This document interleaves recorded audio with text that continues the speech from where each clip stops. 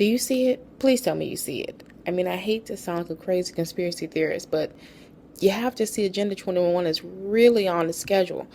I mean, especially with this depopulation of the world and happening in different isolated events around the world. I just want you to see it. For instance, the Flint water crisis is happening here in the United States of America. Nothing new.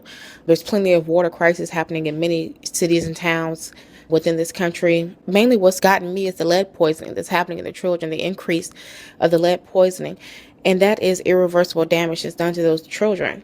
And it's not that it was something that just happened. This was a human error problem. This was a problem that was actually caused by the elected officials, by the people in power, the elites. And now these poverty-ridden families are taxed for this terrible decision made by these elected officials. They're forced to buy water. And this water crisis, like I said, it's not just the United States, it's a global problem. There's places in Africa, Asia, third world countries that have a problem with their water as well. We don't know the effect that it's having on the people, especially the children there long term. New in the news now, this Zika virus. I mean, it's not new. It originated in 1947. Didn't get its name until 1953. And there were some small isolated cases in 2007, but Brazil has been hit the hardest by the Zika virus, which is thought to have been arrived there in 2014 during the World Cup soccer tournaments. Now, it's not to just arrive. I hate that it's stated that way.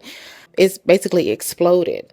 And I believe it's another human error. The Oxitec, which is a British biotech company, they released it around the World Cup in Brazil. And what they released was a genetic modified mosquito, a mosquito that imitated the Aedes mosquito that carries the dengue virus and the Zika virus. The thought is that they release these male viruses into the population.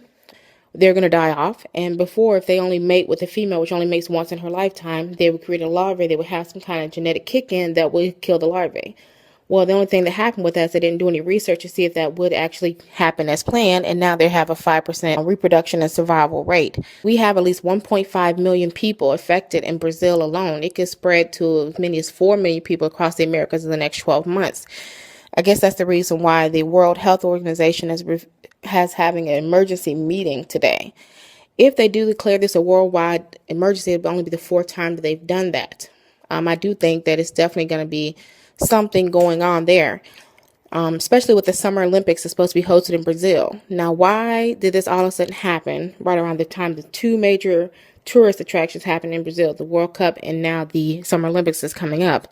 And their whole thing on how to control the issue is to tell parents or tell people not to have children over the next 2 years, mainly because the babies are being affected. There's been over 4,100 cases of that microcephaly, which is a genetic disorder that happens giving the baby small heads. And that's all that we're seeing right now. We don't know the long-term effects and what's going to happen to those children and the mothers that are actually affected through the virus from the mosquito bites. I tell you, to me, it just seems like if they just have enough small events or enough events to not look like a pandemic or an extreme emergency or extreme time of panic or chaos, I think that they can have it where people aren't even noticing that these events are happening, coming up, lining up all into time to what? Depopulation? To what? Some kind of control of the people? I don't know. Stay tuned. In fact, if you not have already, subscribe, like, share, comment, send it to somebody that needs the news.